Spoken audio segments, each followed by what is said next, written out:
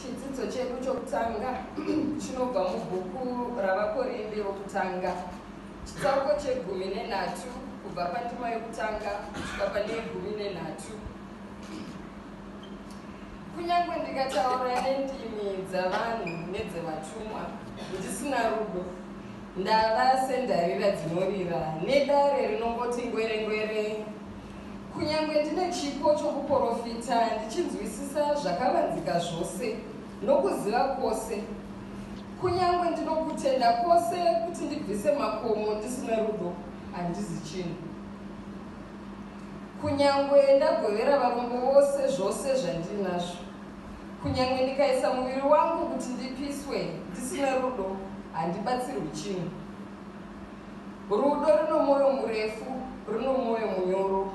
Rudo harina godo, rudo harina manyawi, harizvikudzi, haruiti zvisingafaniri, haruzvitsvakirwi zvaro, harutsamwa, harune zvishura, harufariri zvisakarurama, asi runofarira zvokwadi.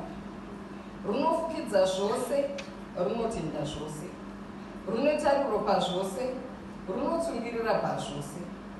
Rudo haritongoperi. Zvino kana kuri kuprofita kuchapera, kana dziri ndimi dzichaguma, kana kuri kuziva kuchabviswa, nokuti tinoziva zvisakakwana, tinoprofita zvisakakwana. Asi kana zvakakwana zvasvika, izvo zvisakakwana zvichabviswa. Ini ndichiri mwana ndaitaura somwana, ndaifunga somwana, ndairangarira somwana.